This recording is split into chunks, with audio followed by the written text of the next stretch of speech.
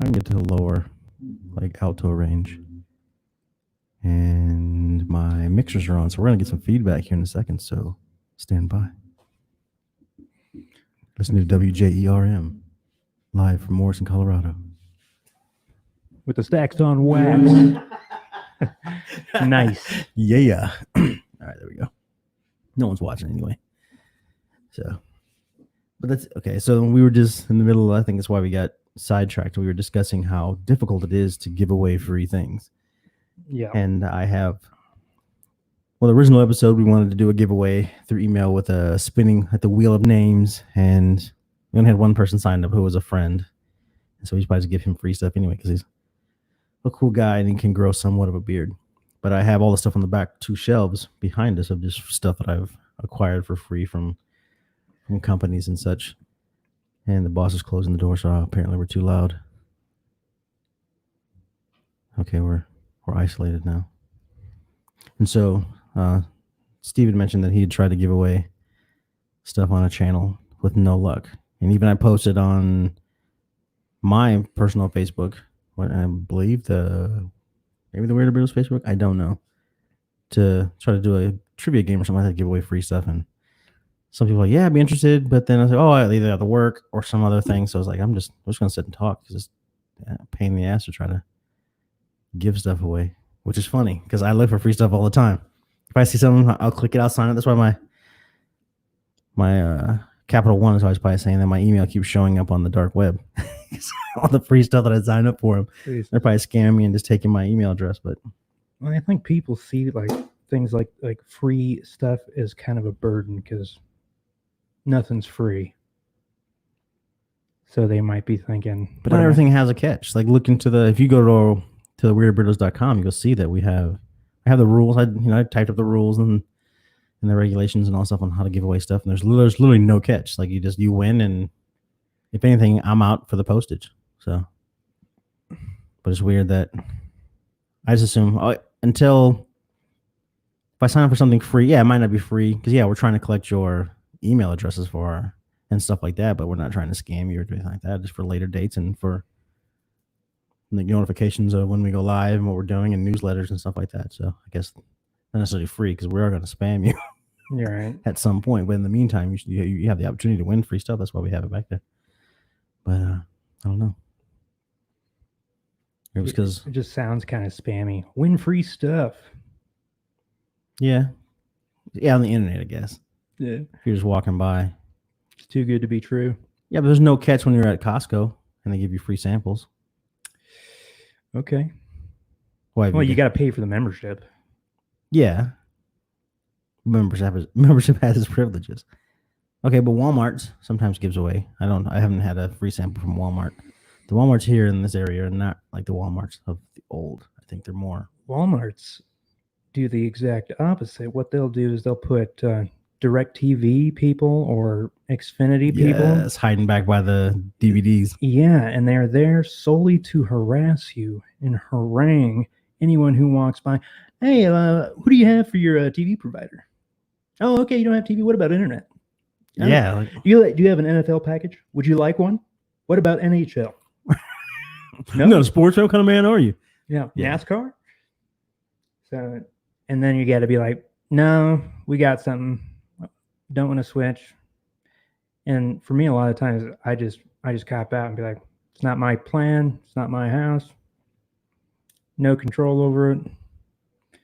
Nothing that's usually what I go with. Yeah, or just you blame it on the other person in your life. Like, yeah, the boss. I got to run it by her, and she's probably going to say no because I have no spine. So I don't know what their success rate is. It's got to be really low.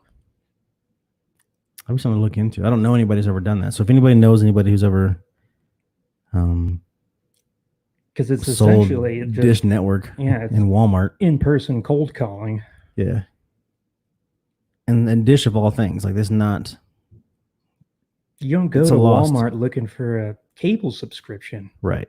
Especially in Denver, like. Yeah, it doesn't make any sense. I don't know. I've never been suckered in, but the same with those guys, the people in the mall at the kiosks, and like some are legit companies. Like I dated a girl a long time ago who sold Rosetta Stone. She made a killing selling Rosetta Stone. But again, it's a product that you already knew what it was before when you walked by, you saw it was Rosetta Stone and you did your thing. And I knew the guy next to it who became good friends with, his sole from India, his sole business was selling at the time, it was cell phone cases. And he had 2 different locations in 2 different malls, 2 kiosks in 2 different malls, and made a killing because they were dirt cheap to get, and he would just hustle the hell out of. Well, I think with the kiosks, there's 2 types of kiosk. There's the passive kiosk and the active kiosk. Phone case kiosk is passive. They're not stopping you for a phone case. Right. You know when you want one or not. But the Dead Sea lotion guy, he is an active kiosk. The one that like touches you, and like those people are so weird. Yeah, just like, hey, just try a free sample. Let me rub it on. Yeah, see all that? That's all your dead skin coming off. Yeah, this is great. Only $60 for the bottle, and we have a package deal and this and that. And it's like, oh my God, it's like you already. Why I let you touch me, and now I feel obligated. We should. I never bought it, by the way, but I always keep walking because it's just creepy.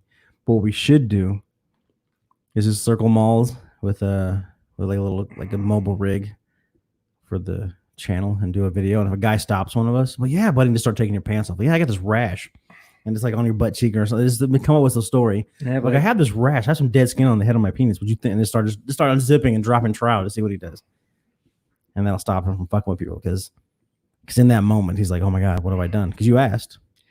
Yeah, but I feel like that's a good way to catch some type of case. Yeah, but it's for entertainment. Sure. I'm not going to go all the way to pull out my dingus. Yeah, but it's not what you say, it's what they say that's going to matter, because there's going to be a lot of witnesses who claim to have seen you digging in your pants. I don't know if it was a penis or if it was his hand, but true. We could just go in with liquid ass. Yes, and just stand there, and you'll walk by and spray it. Yeah. Like, oh my God, excuse me, bro. Anyway, and just, oh my God, that's brilliant. We gotta build up a tolerance though. I don't see how those people in the video do it. I watch people spray it in the car. I never got over watching that guy spray it in that other dude's mouth. Yes, I think it was one of the first videos we watched together. Well, yeah, there's no way it's not a hoax. I watched it before I had smelled it, so it didn't really click for me, right? Until I kind of recollected later, after I had smelled it. Like, God, that motherfucker just let him do that. Yeah, I would have just gone ape on him. Yeah, but after smelling it, yeah, because if it got sprayed in this room right now, this show is over. Like, yeah, and you would smell it immediately. I mean, and he got a good like 10 solid sprays in. Yeah, it was like a breath spray or something like that. I don't remember the video, but I remember like saying it's breath spray, something like that. But yeah, after smelling it for the first time, there's no way he doesn't get assaulted immediately. Because it's in your face. Because for one, you're not gonna know what the hell did he spray in my face. It's foul. Did he poison me? What happened? But I think that'd be perfect just to spray in the mall in general. I just walk around, because that's what I wanted to do. I talked to somebody. I had a patient whose family owned a store somewhere off of like Federal and something, like Federal and Mississippi. Not that far, more north. But they had like a liquor store. Like it was a family business. It was a liquor store. And when we first started doing the Wearded Beirdos ideas, and I wanted to do like a crop dusting video and to set up the cameras and get their permission to film in there, but to really mess with people that were walking down the aisles and just use liquid ass. See, that's so hard, because the cameras are pre-set up. So you gotta get the people to walk into a good angle. Right. Well, that was the thing of getting their permission. Like that particular day, we'll go in and preset everything up. I know it would just be hard to get a customer to walk through the aisle right, for us to have, the right angle with the camera. Oh, I just walk by and spray them. Like what's the most popular? Because you don't spray at the counter, because then the cashier's got to deal with it every single time. But if you get like, what's your most popular product? Where do people spend the most time? Because we only need about 10 or 15 seconds as a setup. So we know that this particular person goes and does this, or it could be farther down the counter and just kind of spray it. I mean, this was a liquor store, so we could probably put an ad out to try to find a different type. Miking would be tough because we'd want to hear their reaction. Yeah. And miking it inconspicuously would be tough because you'd have to know where they're going to be. We could, yeah, man, wait.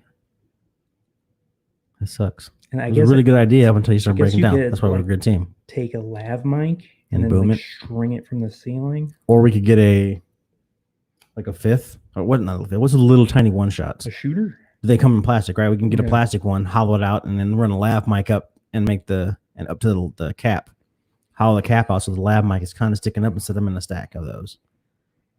Yeah, that could work. And then kind of glue it down so they go to grab, make a display of something. And you'd even be like that would be good too. Like have free samples of. So what's a shooter run? What's a low end shooter? $1. So say it costs us $20. We pre-buy like 20 of them, relabel them, and then have like a giveaway or something like that, and then have a spray just like right below them, and do like a sample like at Walmart. So we got 20 shots to try to get 20 different. You buy 20 bottles preset, and do something like that. And not necessarily a liquor store, but that was the opportunity that we had. I feel like there's got to be a prop store where they have, like those squirting flowers. Well, no, like that is a good idea. There's probably a prop store an online store where they have just a bunch of stuff that looks real, but is fake. But I was thinking, fake piece of poop around here somewhere. I was just saying, they probably have empty shooters already with, weird made up brands already plastered on them. It may exist. I mean, we can look into that. What do the production companies do? For like Ray Romano, like Everybody Loves Raymond, and they have liquor bottles in the background. It's never the real Jack Daniels. It always says like John Naismith or something. I never pay attention to alcoholic. I never looked in the bag to see what. I'm watching Ray and the show, and you're like, oh, I wonder what everybody's drinking today. Well, I'm just using that for example. Right. I'm messing with you. But but there's probably like we could get a fake or a cereal box or something, and we could probably just tape it to the front of a cereal box and no one would even notice it. Yeah. You sell some caulk. Good do it from at Lowe's. They're going to hardware store because I already have that BBC caulk already made up, so we already have that prop, so that'd be good. Yeah, I'd like to bring that in to Home Depot, set it on the shelf, and then step back and watch people go over and look at it. Yes, just people's reaction to it. Yeah, we'd have to do a better mock-up of them, but that would be hilarious. It's like, what is this? Oh, it's a big black cock. Have you never? That'd be funny, and no one, everybody listening has no idea what we're talking about. But that would be hilarious as far as the video goes. I don't know. Hopefully, it would be. I could see people looking at it and just not even making the connection, just being like, "Oh, it's the extra large size." Right, or the commercial strength. Yeah, something. I would look at, I don't know. That'd be interesting to. So we need a budget. We need a real show, like a real sketch comedy show, because that'd be really cool ideas. Or do just sort of like a prank show. Just put it in there and see if anybody notices. It'd be a hit or miss. But going into I don't know how that works as far as like the rules when you go into actual physical locations. You really truly need their permission. Yeah, to film, or if you just blur it all out, can you get away with it? I think you need permits. You gotta have a permit to film. And you get that through like the county. I don't know. We just do guerrilla style. I think that's what most people do. Right. I always wondered, like, sometime when they're fake, like I watched the videos of a white guy in a black neighborhood holding up an All Lives Matter sign. And people just walk up and just snatch it out of her hand, and then snatch it out of his hand. And then like 10 minutes later, he comes back and does it again, and he runs from it because they were, I told you not to, I told you to leave, and took off running. So I wonder how many of those are staged. So I think it'd be, I don't know. It's like it'd be a difficult thing to pull off if it wasn't staged, because the amount of time and effort you would put into it to try to not get caught by the people, because Lowe's and Home Depot, I highly doubt we can even get in contact with the person that could even say yes to do that if you weren't. Yeah, you need like the district manager or something. Yeah, I mean, Something he would have weird. to get, Yeah, with a big corporate chain like that, it's probably always going to be a no unless you're with like a major TV station or something. Yeah, and they would Or already know people that would contact those a people. network. Yeah, we'd have to find a small, privately owned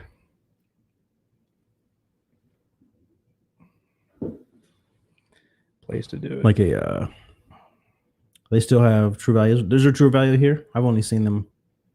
There like in is smaller True areas. Value. Yeah, I mean, I don't know about around here. I know that I've seen one in Colorado before.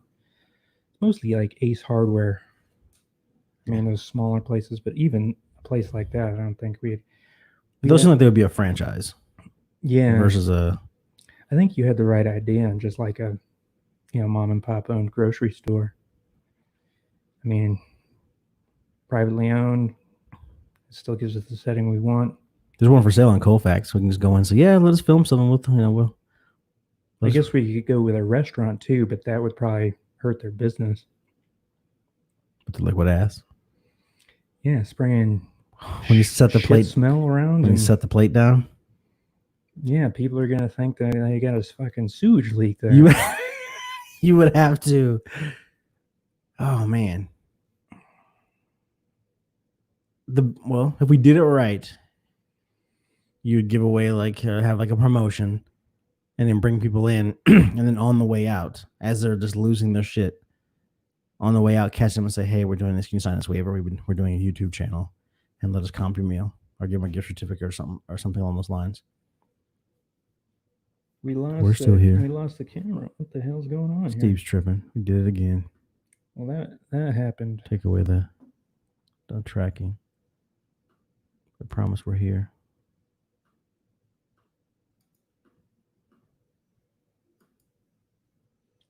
There he is. Miss you, buddy. That was unusual. Highly suspect. If I can run that so that ever goes down again, it'll automatically go to that. But realistically, we could actually just leave that up all the time. Okay, people care what we look like. Right. Have me getting any like fan mail or anything like that, because with my amazing smile and beard. So did you schedule the upload for last night? I totally forgot about it. It's up now, but I totally forgot about it. I haven't added it to Facebook, but it's on YouTube. Okay. So the video from last week's show is up now, which is the shower scene. That sounds way cooler than it is, but yeah, it sounds like Cinemax. Skinemax. Yeah. The good old days. They even still play them. Do they even need to anymore? Oh yeah, they still do like the softcore porn, I think. You're not sure? Is it on Showtime or HBO Go? Which HBO is leaving? It's gone pretty soon. Well, HBO has like archives. Okay. Of stuff. So like they have like a cat house show, which is about a bunny ranch in Reno. They have Real Sex. That's still on? Is it still current? That was actually a pretty good show. Yeah, it was kind of like a docuseries. Yeah, I watched it. It was that and Taxi Cab Confessions. I never watched that. That was pretty cool. Was that on HBO? I think so. I don't know. HBO had it going on because they had Real Sex, they had the Taxi Cab Confessions, which came later, and they also had Autopsy. Yeah, I know. So there's some really good like original programming once upon a time. I'm pretty sure it was HBO. Let me double check. Yeah, and they have this thing that talks about the porn industry featuring a porn star. but nothing Do like we really care about the stories? nothing like you know, there's no porn with a narrative on there. It's always like documentary style. So we're not playing like Lady Chatterley's Lover or any of that stuff anymore. Right. Yeah. There's not like a Emmanuel. Lord of the G string. All right, so Taxi Cab Confessions ran from 95 to 2006. I didn't realize it was on that long. Now, I don't think Taxi Cab Confessions is in their online collection. I'm sure that there's a lot of stuff that's not in their online collection, which I don't know why. I feel like now that they're, expanding, they should Right. include their own backlog of. It may pop up on HBO Max. What's their ticket? Because HBO Max is going to replace HBO Go. Oh yeah, I gotta sign you into that. You got HBO Max? Yeah, it comes with the AT&T. Nice. Yeah, it's kind of like Hulu, but without the live TV. You can watch like shows from a bunch of different channels, and they have different. So the Max is actually Cinemax. Is that what they're? No. It's not related to Cinemax. But it's better than HBO Go. It just has more content. Gotcha. It has content outside of HBO's catalog. I wonder how long it's going to be until they crash and burn. Because back in the day, you just had Netflix. And Hulu was just, I have Netflix, I don't need Hulu. And now everybody's breaking off. Like you can't get, if you have Hulu Live, which I have, you can watch CBS. If you have just Hulu as the $6.99 or whatever, I don't know what it is because I have the Hulu Live. If you have just the regular, you can't watch like Survivor or anything that's on CBS. You have to have in order to even watch it on demand, you have to have the full $70, like $50, $60, $70 package. Really? Yeah. Or you can pay for CBS as its own individual app. Yeah. Which I think channels are going to end up screwing themselves in the long run because eventually people are like, you know what? I'm just going to go with one or the other because we have Netflix, Hulu, and Hulu. I have the package because it has Disney Plus and ESPN Plus, and then I have my Vudu stuff, but that's mostly videos I've already purchased. But there's just so many different. Too many streaming services. They've got like the Peacock that's coming out. Right. So then NBC is going to probably disappear from Hulu. So yeah, and then they've got all the free stuff like Sling and Crackle, and there's a bunch of others. Those free movie channels. And I had Sling for a while because it had the NBA TV. Because only Sling, YouTube, which I did not like. I did the free trial of YouTube, and that was just stupid. Oh, YouTube TV? Yeah, that was just dumb. What was wrong with that? It wasn't user friendly. I think the interface. I had to like the YouTube website. Yeah, and so it's not just like in your face. Like Hulu is obvious. Mm-hmm. Netflix is obvious, and not that they were easy in the beginning because Netflix was kind of difficult in the beginning because you were kind of new to it. But Netflix lay the groundwork. Don't break it. And Hulu, every 6 months, they'll change their interface completely. And it just drives me insane. I think the next time I do it, I'm probably just going to turn it off because I'm really tired of it. I don't watch it that much. I only watch it pretty much for basketball and Survivor, which are both off right now. But I'm thinking about it. Yeah, see, that's why I never really could keep a Hulu subscription because I don't watch live TV. There's nothing that comes on live TV that I like to watch. I watch 3 channels. Especially like sitcoms, anything with a laugh track just cheeses me out. I can't stand it. I'm not good with like rom-coms or sitcoms. It just doesn't. It's not funny to me. Right, I burn out really fast. Like I watched a lot of them. If I can watch them in a binge, like Blackish, I came around like season 4, so they're only 20 minutes long, so it's just enough to. By the time you get tired of what's going on, the next episode picks up. So the stories don't drag out, and they keep a common theme throughout the center. But at any given moment, you could pick up. Once you've watched the first season, know who everybody is. And then you can just pick up pretty much anywhere. So there's not a continuity from there. But at the same time, I binged it, and then when it came down to watching it every week, I just lost complete interest. And I don't know if that's the Netflix era, but I was never really big into episodic television prior to all this. I had a few shows that I would watch from time to time. Yeah, I think that's kind of a dying model. The ceremonial. oh, it's Monday night, let's go watch our Monday night shows and sit Right. on the couch. People don't do it like that anymore, unless they're incarcerated. Then you really look forward to those Monday and Tuesday night shows. That's funny. But yeah, it doesn't make sense, because why would you, when you've gotten used to being able to watch 2 or 3 episodes in a row with no commercials, Oh, it's fantastic. going back is horrible. Agreed. Like I'm waiting for the next season of The Blacklist. I really enjoy that show, but episodically, it's not as exciting. Like, Right, wait till next right. week because I got so much. There's so much going on. There's an entire week is taking place in the interim. So like my mind has moved on to other things. And like you said, like back in the day, like you got to run in because if you weren't there to watch it, you had to hear about it. Mm-hmm. And hopefully you caught a rerun. Which I'm amazed that channels like TNT and all those are still around, because every once in a while I'll be flipping through just to see if there's something else I want to watch. And they'll be playing like Superman 5, which I don't think is even real, but they'll be playing like Con Air or something like that. I'll be playing on TNT. Like, are people really sitting down to watch Con Air with commercials on a Thursday night? Yeah, it's in been America? edited to Yeah. fit in a perfect 2-hour slot or an hour and a half slot or whatever. And every time he says fuck, it comes out like fudge. Yeah. Like, are people really still, I'm sure there might be, but are people really doing that? Oh, yeah. I think there's a lot of people with basic cable who are too cheap to upgrade, who don't use streaming services, people who have not, caught the wave, and who are just used to their channels. These are their Right. channels. They've always had these channels. They like these channels, and they're satisfied with these channels because they've never had anything beyond it. That makes sense. I look into I'm really curious because there's no way I could sit and watch it used to be like if Shawshank Redemption's on, I watched it. There were certain shows that, oh my God, if it comes on, I'm going to watch it. And this was before I had the opportunity to just log in or download or do something, find it in a better way to watch on demand. And who sits down in front of a television? Like, I watch a lot of stuff at night on my iPad. I have a little stand that sits next to the bed. There's not a television in the bedroom, just because we don't want a television in there. But sometimes I just want to lay in bed and watch TV. So I'll take my iPad and I'll watch an entire 2-3 episodes of something on that.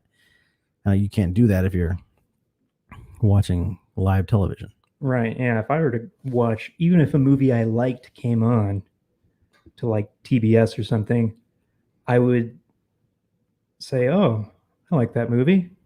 But then I think, but I could watch the real version on my computer. I could go download it and get the extended version and not have all the swear words and nudity and all the good shit cut out. Right. The reason you watched it in the first place. Because it's like, because it's like the watered down version. So it's not the same. I mean, once you're used to watching full length feature films, unedited, and going back to network TV is just like, the commercial breaks, the editing is just, it takes the fun right out of it. Agreed. And I guess, especially with advertising these days, commercials are obscene, just long 15-minute segments. What was I watching? I was watching something and I really wanted to watch it. And maybe I stumbled upon Hoarders. I'll pretty much only watch A&E, History, and CNN, and then I'll flip through like Fox and MSN, because I don't like the people, oh, you only watch CNN, this is why you think this way. So I'll watch the other channels just to see if they're covering. And sometimes they're not covering what I want to watch. Like if there's something going on that's newsworthy, like when President Trump was in Tulsa, it wasn't on any of the main news channels. So I had to actually go and watch it on the local, like NBC or whatever, to watch it. Just because I may watch a certain news channel doesn't mean I want to know what's really going on in the world. And so I will flip around, but it's like you said, the commercials. And I was like, and on Hulu, it'll say ad and it'll count down. Mm-hmm. And I pop like 3 minutes and 90 something, or 3 minutes and like 60 seconds. I'm like, that's 4 minutes, but I'm throwing numbers out there, and you see it and it's counting down. It just makes the commercial seem forever. It's like, I have 3 minutes to go and do something with my life, but I'm probably not going to come back. Yeah. I'm going to change the channel, or I'm going to find out whatever I'm watching. I'll just hit the record, or I'll try to find it later to watch it on demand, because I pay $6.99 extra to not have commercials, or for ad free or ad reduced. Yeah. And they let you choose your own ads sometimes. I don't know. On what? on Hulu. Do they really? Yeah, you've never had that option? Every now and again, it'll pop up 2 options and say, which one do you want to watch? No. Is that on the computer or is it on? I watch it Uh, through the television because I have a Roku TV. I'm not sure what platform I was on when I experienced that. That's interesting. It doesn't make it any better. No, but you have some input little, into the. little interactive experience, but yeah, I've been thinking about cutting back on one of my streaming services just so that I can focus more on my own personal library of movies and shows for your server and stuff. Well, yeah, because it's nice to be able to, when you want to watch something, you can watch it and you know it's yours. And sometimes the streaming services don't have every movie. Oh, absolutely. And that's why with my DVD collection, and everyone as I was amassing it, people, why are you buying DVDs? You can just watch it on Netflix. Not always. Mm-hmm. The time's going to come. What if you don't have the internet and the power goes out or something like that, and all you have is the DVD player in your car? Right. You can go out, and I can go out in my Jeep right now and pop a DVD in, turn the car on, sit in the back seat and watch a DVD. You can't do that if your Netflix or your phone, so forth, all that stuff went down. You rely so much on the internet. People don't understand. If the internet goes away, all your services go away. Yeah. That's a nice thing about having your own, even if it's a digital collection, you don't need the internet. I mean, you need your own personal network. Right. Yeah, your Wi-Fi still works. Yeah. So your local area network connection still works. But yeah, I'm just trying to expand my library, diversify, and get movies that I wanted to watch or that I know that are supposed to be like the classics. Right. I look up. I really like Korean movies, so looking up like. I have my moments. Their Korean war movies are phenomenal. I can't get into like the romantic love type. I really haven't got into their action, like sci-fi genre yet. I've never seen a sci-fi. Like the superhero type, the like superpower type people. Oh, it's on Netflix. They'll have, if you go down deep into the action and start scrolling over. But when I gotta pay attention visually to the action, I can't stop and look down at the subtitles. And so I kind of avoid certain style of movies because their cinematography is ridiculous. Yeah. Their storylines are amazing. But then if something's going on like this and I got to stop and stare at the bottom of the screen, I just missed everything that went by. Well, some of those bigger productions, they'll have dubbing. I mean, which I think is annoying. I'd rather all watch day long. Yeah, I can't subtitles. Do it. But yeah, it's definitely a give and take. You gotta take the subtitles unless you want to learn Korean. But yeah, there's a lot of. It's kind of easy, but it's harder than it's because you got to learn the alphabet first. And I don't like the selection they have on Netflix of Korean films. There's a few on there that are good. Maybe like one series and like 1 or 2 movies that I actually like, but a lot of them are like too generic. I like the top 10, top 5% like of the actual series. Is that what you're watching? Or are you watching? No, just like the selection they have on Netflix of Korean films. I feel like the films they have is just really generic, like the generic action movie or the generic drama. Or the seriously. You're not getting like the movies out of the studios that you want to see with the actors that you know. It's right. These people that I'm totally unfamiliar with, and I've already kind of bonded to like a few different like actors and actresses in Korean cinema that I really like. So I watch awesome. A lot of the things that they do. So I like to download. I think that might be a rights thing because Korea, like they want you to pay for the Samuel L. Jackson of Korea. Yeah, probably commands a bigger salary because they're big on lifting their famous people up. So I'm a huge K-pop fan, and like every male has to serve 2 years in the military. Mm-hmm. If you're famous and you think you're above that, and you say, nope, I'm not doing it because I'm famous or whatever, your career is over. Like the entire country will just shut you down. Like the altruistic like society as far as when it comes to that, like you went against the entire country, your career, you're done in the nation of Korea if you turn your back on the military. regardless of who you are, because the country made you who you are, and so now you need to defend that country because the law. Yeah, And it's an honor to do such, and if you deny that honor, then the country will deny you. It's a crazy. It's their culture. I mean, they could never get away with that here in America. Oh hell no. There's that intrinsic sense of duty, honor, family, and the hierarchy of, family, state, God kind of thing. Right. So, North Korean culture is especially especially interesting to me. I mean, just the way things work there and what the belief systems that people have. I mean, they tell the people that, the dictator, the supreme leader, is a god. Yeah, there was something I could just be making this up, or I want to Snope that he didn't have a butthole or something like that. That he doesn't shit. Yeah, like he's so. Or yeah, I'm like, what? Like, and I think I saw on the news one time that Kim Jong-un was claiming, or scientists there were claiming that there were unicorns at one time in North Korea, but they had all died out, but they had originated there. Wow. And well, they're in the Bible, so unicorns? Yeah. Bullshit. I swear to God. I mean, hold on. But yeah, they have brownouts all the time, power outages. See, I didn't get those. Putting unicorns in, and it's automatically populated the Bible. In Numbers 23, 22, and 24:18, the Bible speaks of the strength of a unicorn. Deuteronomy 33:17, Psalms 22:21, and Psalms 92:10 speak of a unicorn's horn. Like a figurative unicorn? Or they don't get that specific?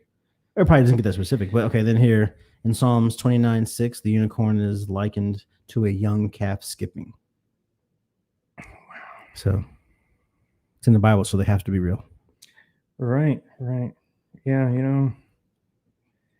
it's a very interesting book. You ever tried reading it? Yes, I've read it cover to cover. Really? Yeah. Man, I tried to give the Old Testament a shot a while ago. Oh, the Old Testament's where it's at. The Book of Genesis is probably one of like because if you enjoy that, then I said the Genesis, Job, Ezekiel are probably my favorites, because when you get into Paul and all those, they're the same story, kind of reworded. Mm-hmm. But when you get into because you take just the Genesis alone, I even sat down. I think Adam is like the 24th generation, or Noah is 24 generations after Adam, according to the Bible. I just sat down, I was like, oh, I'm going to go ahead, and I got really deep into dissecting the lineage. The Bible once upon a time. Yeah. And you just get into, because once you start reading it, and I read, it wasn't like the King James version. It was like a simplified English version. So it's easier to read, which made the stories more interesting. But you go into it, not to get biblical, and I'm not claiming anything as far as religion or creationism or anything like that. But I was born and raised in Billy Graham over here, baptized Catholic. But there's incest, there's rape, there's murder, all kinds, and that's just the first book. And you're like, wow, okay, these are great stories. But if that's the only stories you had once upon a time, then I can easily see how you took these great stories and made them like the law of the land, because only a few people could read. And if you just kind of Korea, if you only have one supreme leader and all your information is being spoon fed down the trough from him, that's how you start to believe. Because I'm from Iowa, and it wasn't until I left and moved to Colorado, 2 states away, before I realized, wow, Iowa's full of shit. Yeah, I remember reading things like, well, so-and-so got drunk and fell asleep after too much wine, and his 2 daughters came in and slept with him while he was passed out, and one of them got pregnant. And I'm just thinking, what in the blue fuck is going on here? Why is this even in here? Right. What is this? There's no moral to it. There's no... Because we've known it's been rewritten several different times through different languages. Why would you not just go, hey, I was going to go ahead and take it adds no value. The Bible after dark. I try and understand how a minister would use that passage in a sermon and interpret it. Oh, this is the sermon, but I think what God is really trying to say, it doesn't make sense to me. If you're going to get drunk, right, lock your door. Yeah. Because the devil is out there. Lock your flaps. Yeah.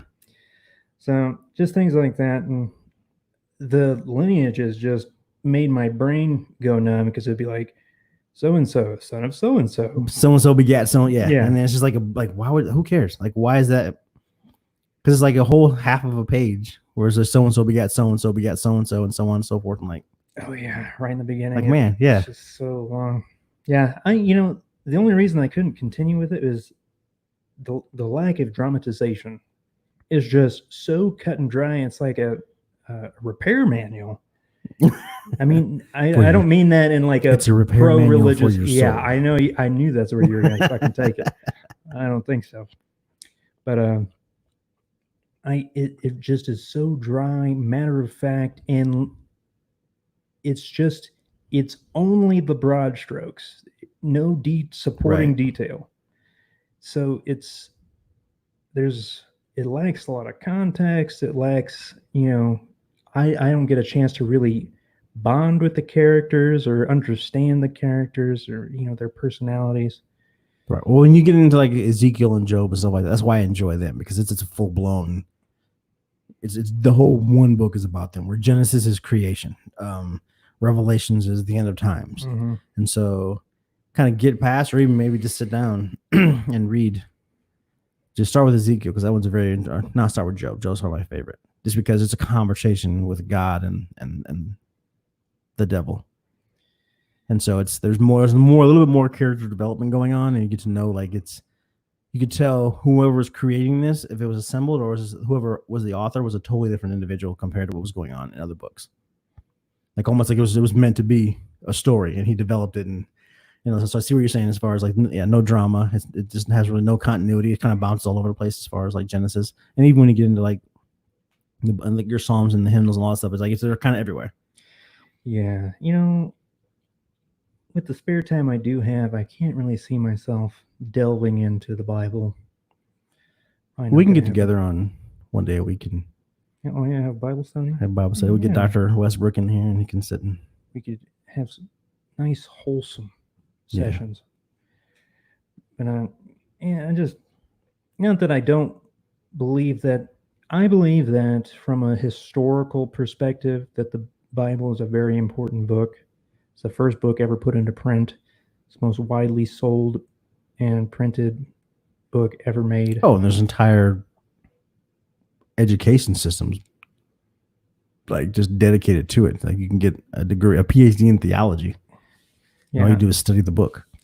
So for those reasons, like, I understand, it has a cultural significance, a historical significance. I believe it's an important book and has a lot of meaning to a lot of people, but it's not something I want to read. I tried. I really gave it the old, what do they say?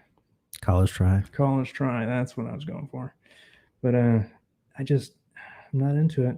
I don't even really read at all. I mean, I read, web pages and right. I don't read as much as I used to. I have a Kindle that sits next to the bed. I was reading the Jack Reacher series, and then I got to the third book, and I don't like the book. You find out that there's no continuity in that. It's like it's a separate. You can read it by itself, and it doesn't take place in the chronologically. You don't know where it is. I'm like, this is just dumb. That's how I felt about the second Jack Reacher movie. I thought that was dog shit. I couldn't even finish it. And it took in the timeline. I think that one came before the first Jack Reacher book. Like, the very first book should have been the first movie. The Killing Floor is ridiculous. Like, just kind of how it plays out, and he goes into basically his origin story.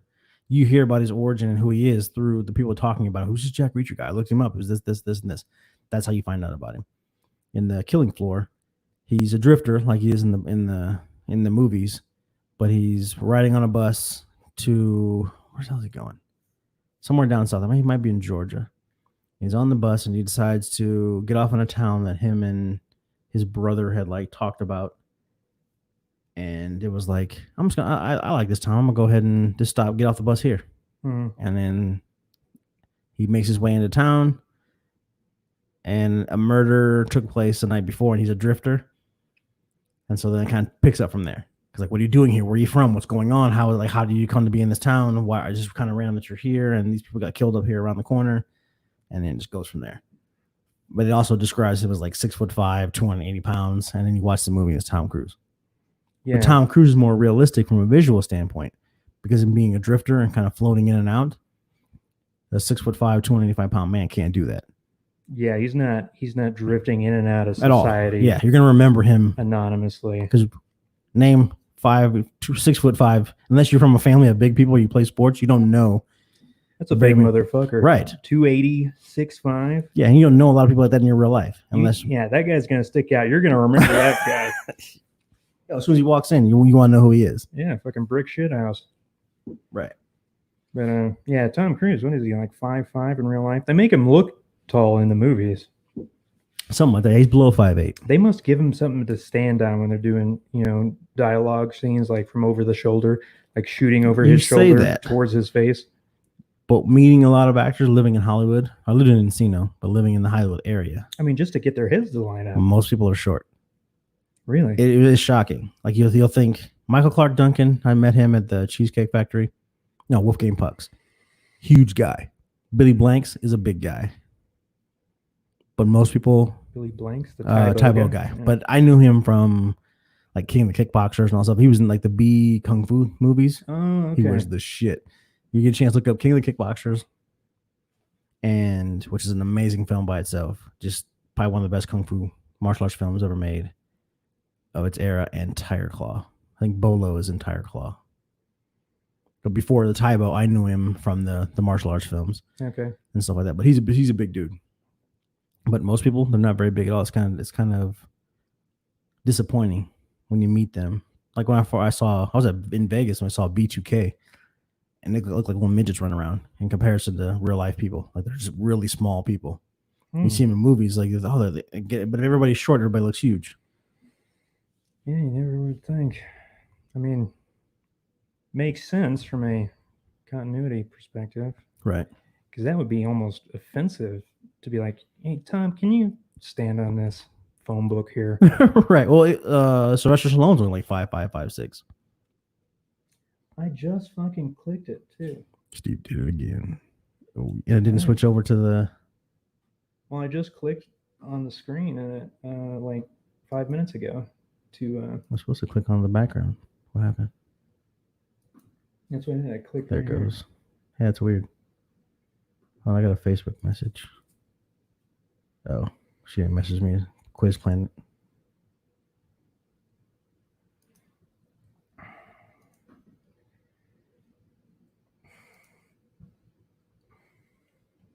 Let me see here.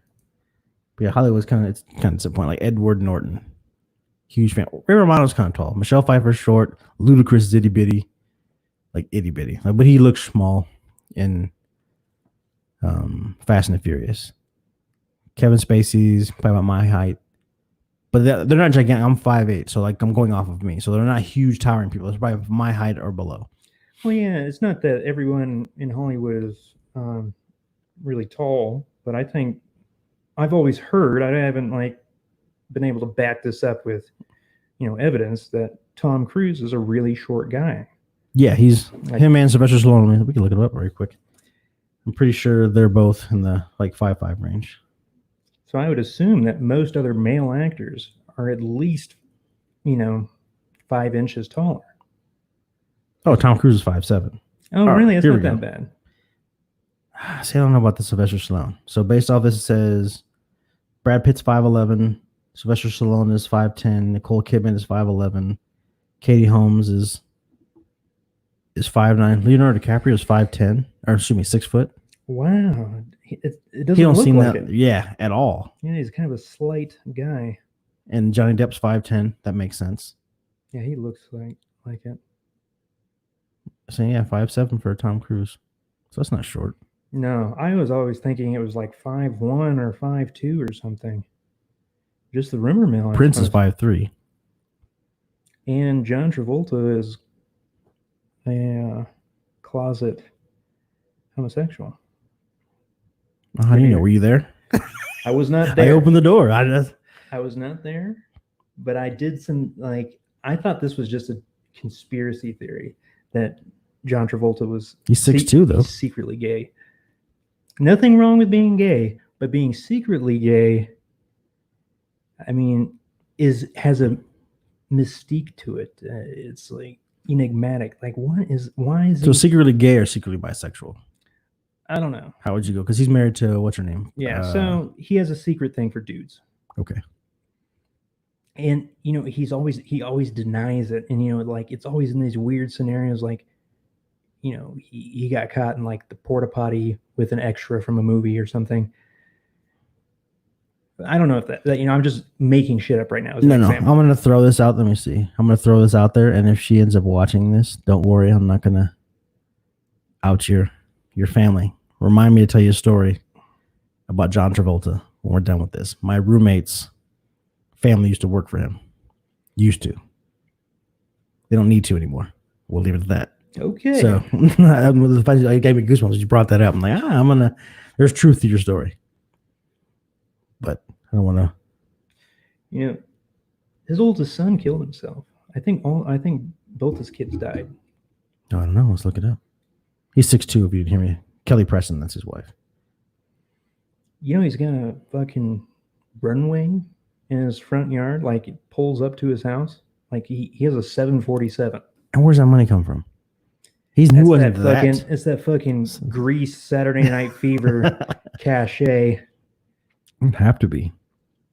Let me see. Yeah, the flying. I mean, actors who get started and they've been in the business a while, they diversify, and they produce, they, direct, they back. Right. Oh, yeah, he was in the Grease soundtrack, too, so he's getting Grease money off the album, which is...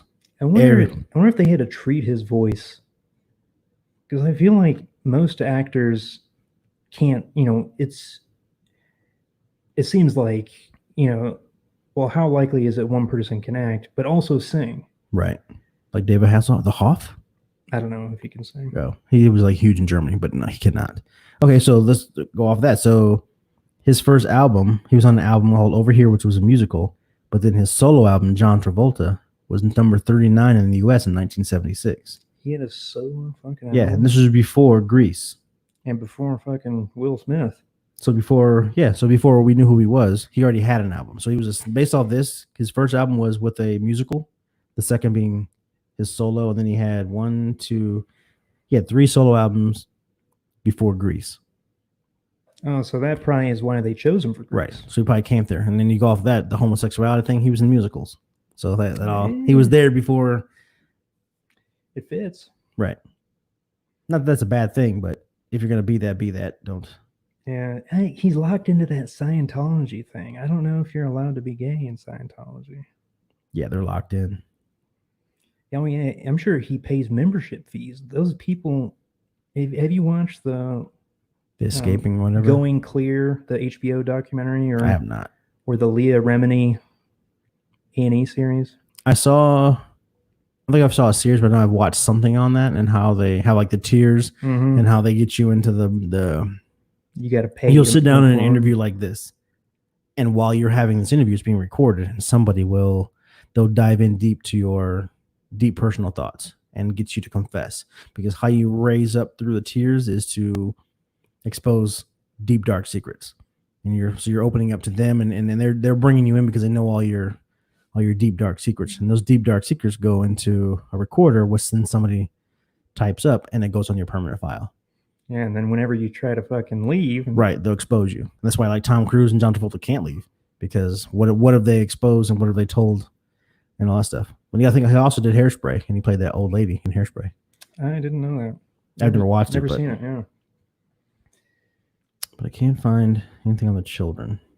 There we go, family. I remember hearing in the news that his oldest son, he was like 16 or 17. Yep. Committed suicide. On January 2nd, 2009, Jet died at age 16 while on Christmas vacation in the Bahamas. And then he had a younger. He said it was a seizure.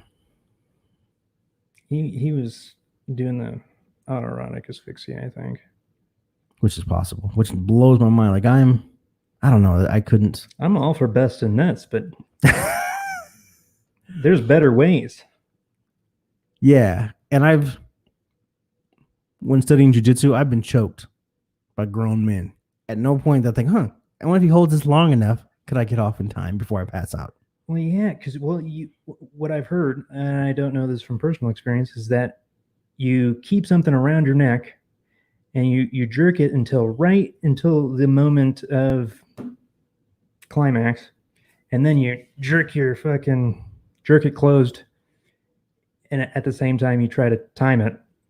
But I imagine you'd have to fucking yank it pretty hard to get all the blood flow into your head Wait. to quit. Okay, so you're saying you're in the act, but you put it around your neck just because. Yeah, you put it around your neck and you don't start choking until you're about to come. Okay. And then you cut all the blood off to your brain, but apparently people, do it and then it gets stuck and they pass out and, they die with a fucking, scarf around their neck. Okay, I'm not saying I'm a master, but I've been doing it for at least 20 years. Let me think. I've been doing it for at least 30 years now. And even with my skills, I don't think I could pull a rope around. I could pull something on my neck at the same time. Because as soon as it's about that, as soon as I get that pickle tickle, we're locked in. We're not. At no point we're thinking, hey, I need to stop. I need to slow down and pace myself so that way I can pull on this belt or this rope around my neck. Yeah, just the concentration it would take to say, okay, I gotta pull harder. I gotta pull really hard. Okay, and then it would pull me right out of the moment. Plus the pain of it, it's gotta be it's your trachea is right there. It's not gonna feel good. Okay, so would you try it and I'll supervise? No, it sounds pointless because I don't think I'd be able to bust a nut doing it. Well, that's the whole point of the experiment. We can do it on Facebook Live. And I don't want to die. No, that's what I'm saying. It would be a controlled environment. I'm not gonna let you. So you're just gonna be there, like facing the other way in the corner. Yes, with like a drawstring around the noose. No, I'll be standing off to the side with, how they add like the Houdini movies and all the magic movies when they're doing underwater stuff. And there's a guy off the side of the stage with a sledgehammer. Oh yeah, right. I'll just be standing off to the side with like hedge clippers. And so if you're standing in the room with hedge clippers, I'm definitely not going to bust a nut. There's no fucking way. Come on now, we're doing an experiment here. And then if I do by chance get to that point, you're going to fucking possibly cut my head off. No. Okay, so what we'll do, all right, so if anybody can like draw the diagrams up for this, I'd appreciate it. So what we'll do is we'll put the rope around your neck. We'll stand back to back. That right? So I can feel, because what if you can't scream out that you're passing out? So we're touching. Yeah, we'll be shirtless. But anyway, so we'll be like back to back, and you can lean up against me so you can just feel the warmth and the connection, so that I can feel, and we can put headphones on, and I'll talk you through it. And as you do your thing. And then the rope will go up into like a pulley type system, and it'll be in front of me. So I don't have to turn around. So your neck or your penis is not ever in danger of hedge clippers. And so it'll go up and down, and all we'll do will just have the camera will just be in your face. So no one sees what else is going on other than the reactions, which I think would just be hilarious that by itself. Oh, so we have to film it just to figure out. We're going live, buddy, because if you die, I want to make sure it's on live TV. Then that's a snuff film. Exactly. Do it. I see you now. You're thinking about yourself. What about me and my career? I guess in podcasting. I suppose. So no, it'll come up and it'll be tied in front of me. So if you go limp, I'll know to chop it. And then if you're like, man, that's what I'm talking about, and pat me on my shoulder with the clean hand, and then we're good. But you can do whatever. That way you can control the mouse, because I don't know how you get down. I gotta have the right clip. So that's what I can't do. I can't control a mouse, control a rope, and control my penis at the same time. Because it would happen in this room, probably in that chair you're sitting in, and right.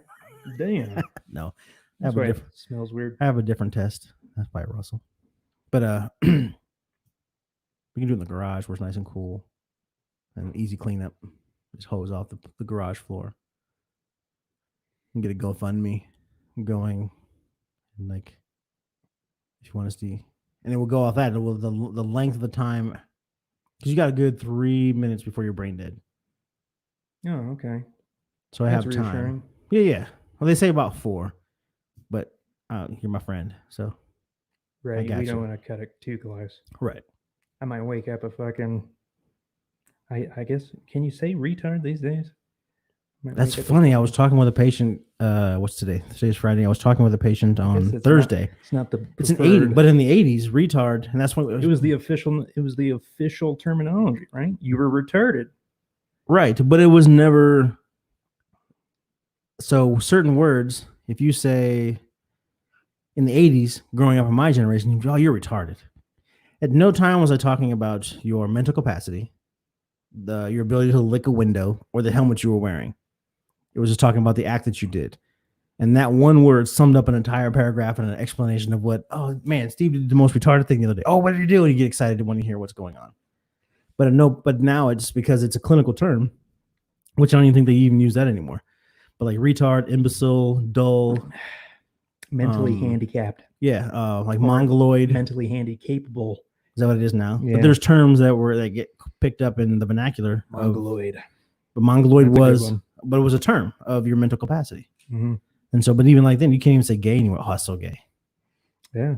Well, People because lose their mind. these people are feeling marginalized because they've claimed that term, even the derogatory version of it, and they don't want it being fucking used.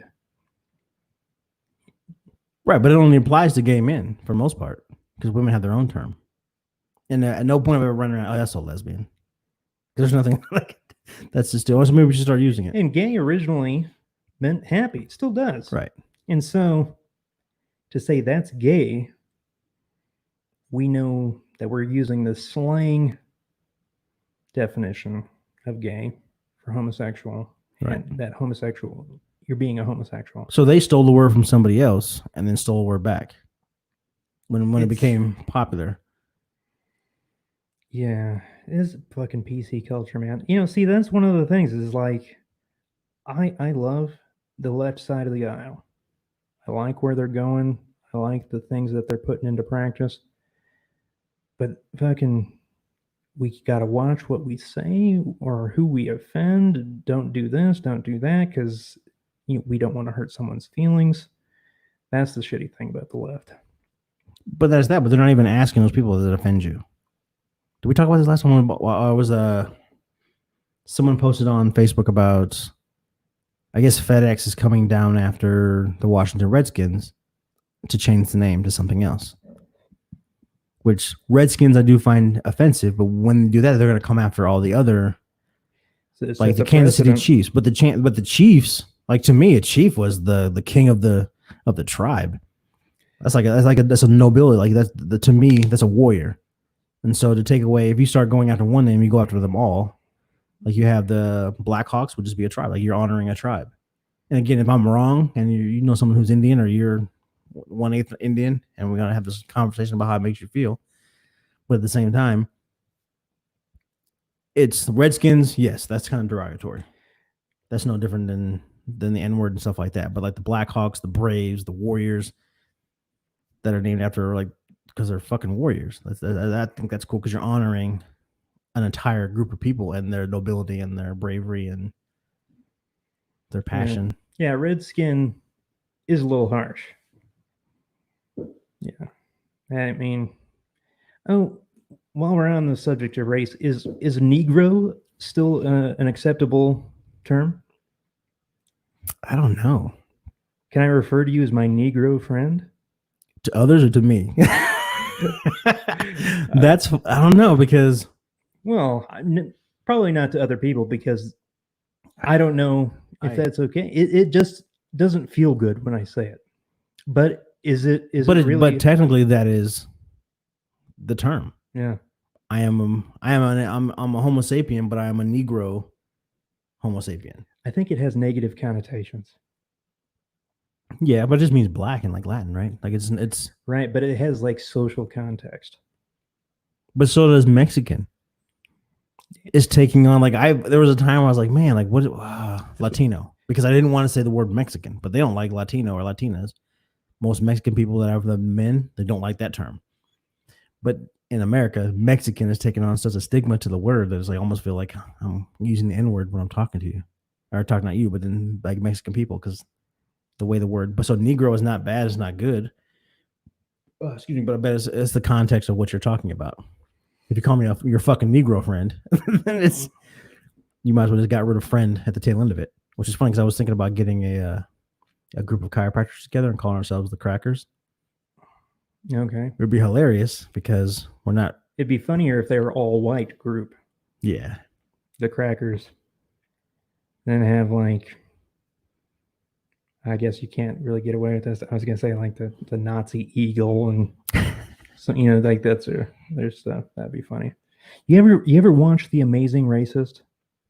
No, I thought you were going to talk about this show. The Amazing Race was amazing, but I've never watched The Amazing Racist. The Amazing Racist. It was, I can't think of his fucking name right now, but he's a stand-up comedian, and he would do these skits where I don't know if it was real. It's been so long since I watched it. At the time when I was watching it, I couldn't tell if what he was doing was like live or if it was, set up. But he would go into like a kitchen where all these Mexican people are working, and he would rub their back and he'd be like, "Man, it really is wet."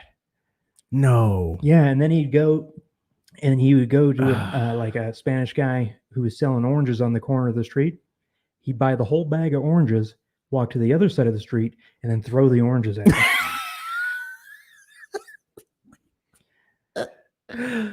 And then there's another one. That is wrong. Like He I hate to laugh. I feel bad for laughing, but yeah, he'd go to Home Depot, and there'd be a bunch of Spanish guys out there looking for work, and he'd say, "Yeah, hop in the back of the truck. I got work." And then he drove to the immigration office. But I was just thinking, like, you can't get away with that now. I mean, he is a Jewish comedian. Which, yeah, his name's Moshe. Is it Moshe? No, it's not. Ari Sharif. Yes, that's it. There's no way you could get away with it now. There's just no way. Oh, you're done. You'd make a quick buck and that'd be it. They'd crucify you in the media. I'm surprised that hasn't come back to bite him. I mean, obviously it's satire, but it looks like it could be real. I mean, just the way it's set up, it has that kind of candid feel to it. Let's see here. Yeah, he's a comedian, actor, podcaster, writer, producer, produces and hosts The Skeptic Tank.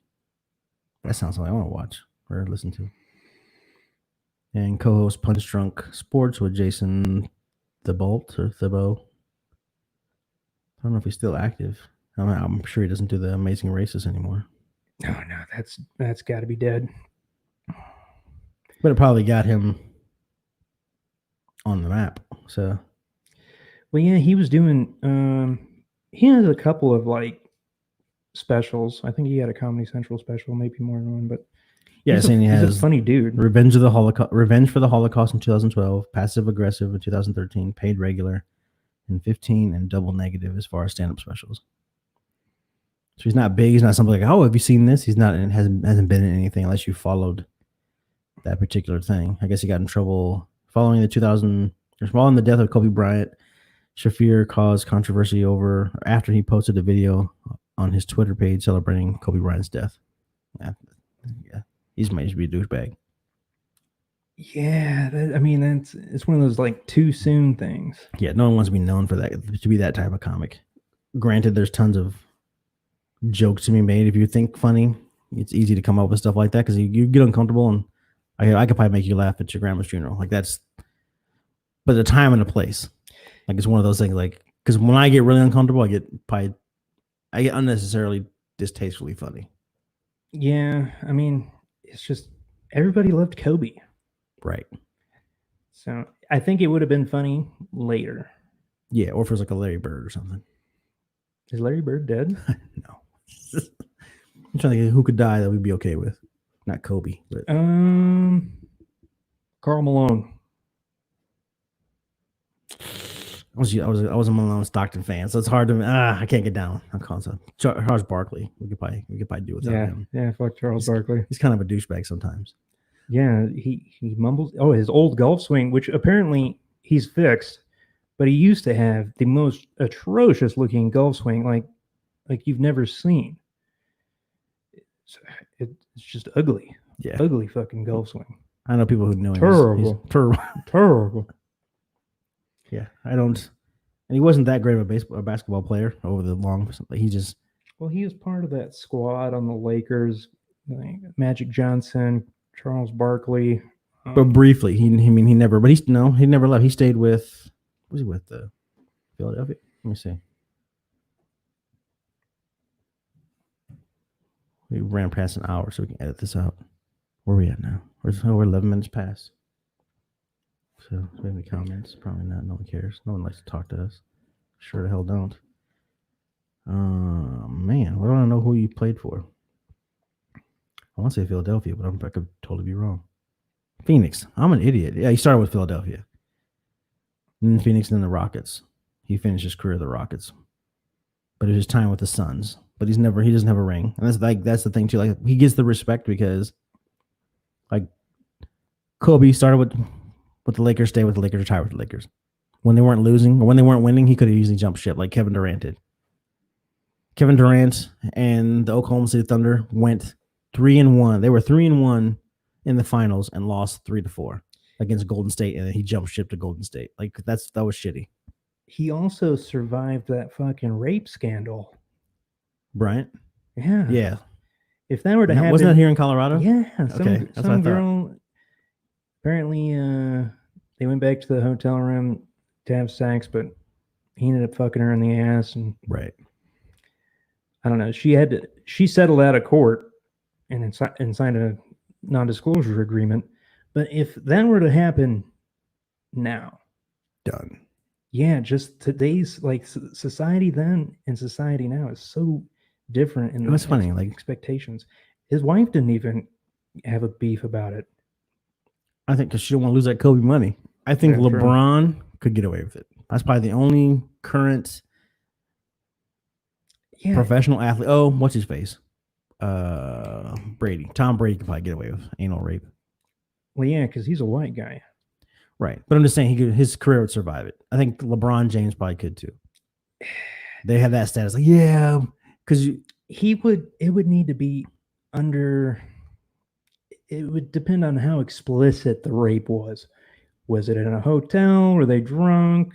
How does this woman, is she credible? Yeah. Not that I'm saying that you shouldn't believe victims, but I'm just saying the way it's gonna be painted. Right. It's like, oh yeah, well, they were in his hotel room. Why would she go to his hotel room? See, and that's if right she there. Didn't want to fuck him. I guess as sexist as that statement sounds, it's true.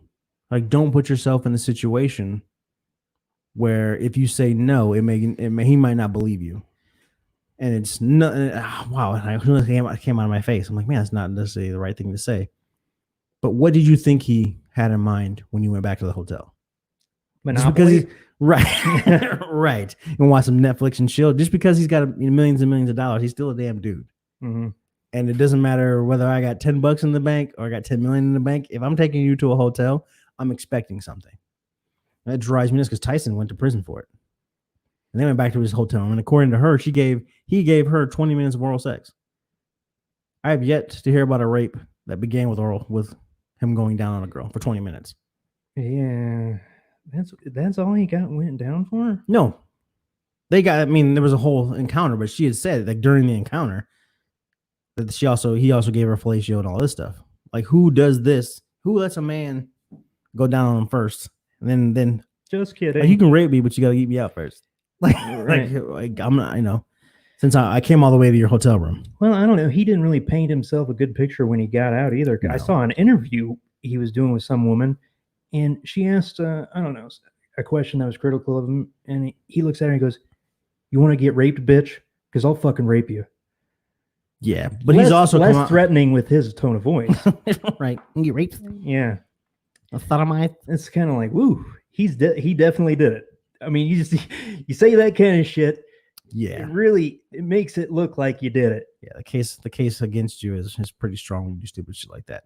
But you also, I just recently watched the Chris Brown documentary on Netflix. Really? It's older. It's a couple years old. Oh, I didn't even give know it a shot existed. because it's like his perspective of how it all went down. It starts how I didn't realize he was as big as he was.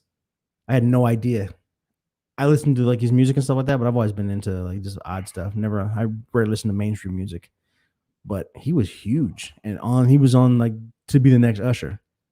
I think he got another charge down in Florida for an underage girl or domestic or something. Yeah, there's other things, but it's basically his rise and then the Rihanna BS. Well, that fucking like hospital or that picture of her with a fucking swole up face, and all she had to say was, "Chris beat me." Whether it was true or not, that's it. Yeah, but he did, and she hit him too. But they break it down and how the story went down, and it's pretty interesting. And for the way he explains it, like their relationship was toxic like that anyway. But then when they first got together, and he never dropped her name, but someone in his entourage that was close to him, he had a sexual relationship with. She had asked about it in the beginning, like with a dude. No, it was a chick. It was a female part of his crew that traveled around. So she was like a publicist or something, someone that was close enough to him in a trusted position for his entourage. And so Rihanna had asked if he had had sex with her, and he was like, "No, she just worked for me, and we're just friends or whatever." And then fast forward to the night that it happened, he had told her that person. I think he had confessed at some point because the relationship was getting real. Mm-hmm. At first, he thought him and her were just going to mess around and just have a fling or whatever. Then like they realized they fell in love. The relationship got serious, and then he felt guilty. He's like, "Fuck, I got to tell her." Mm-hmm. And so then he told her that he actually did and was confessing. She lost her shit. They got into a physical fight at that time, but the relationship didn't end. And so they would get physical several times throughout up and leading up to this. And then they were at an award ceremony wherever it went down. I don't remember what it was, like BET Award or something like that. And that girl showed up and sat at the table with him. And Rihanna was like, "How the fuck did she get here? Who let her in?" And also, so she assumed that he had invited her. Yeah. Right. And now she's just throwing it in my face. And then on the ride home is when Rihanna lost her shit and started slapping him while he's driving down the road and grabbed his ball sack and he just punched her. See, that's why you never fucking tell. If you've gotten away with it, don't fuck it up now and confess. That only makes you feel better. It disrupts the other person's entire, ecosystem. It's just, she finds out, we'll cross that bridge, but I'm not going to fucking. But you shouldn't have lied in the beginning. Because from what I understand, the relationship, he was having sex with her prior to their relationship. She just wanted to know if he was with her at any point. So I'm not sure on the details of that. Like I may have missed something in the documentary, but I would have just said no. I would have said no too, because if I said yes, I used to have a thing with her, but I don't anymore, she's going to think every time that we spend time together. Yeah, why keeping her close? Because she traveled. I'm assuming she traveled around when he would tour and stuff too. So she was very close to him from what you understood. And that's just like such a clingy perspective. Like you can't be hanging around with. Right. And so we got to check on that, but we're also 8:19 into it. Okay. So. All right. Well, I guess we're gonna fucking wrap it up. So whoever's watching, we're sorry. But we can keep talking. But yeah, we just got into a whole different conversation. We need to start these conversations. But for in all transparency, we don't have a set conversation when we sit down. We just sit down and start talking. Mm-hmm. And so we just happened to how we got from the chit chat in the beginning about giving away free stuff to me cutting the rope so you don't die. Yeah. Chris Brown beating Rihanna. So, all right. We'll see you next week. Sorry about that. We're out. Don't apologize. Just have some confidence. I'm not sorry. You should have known better. You should have stopped watching 19 minutes ago. That's better. Okay.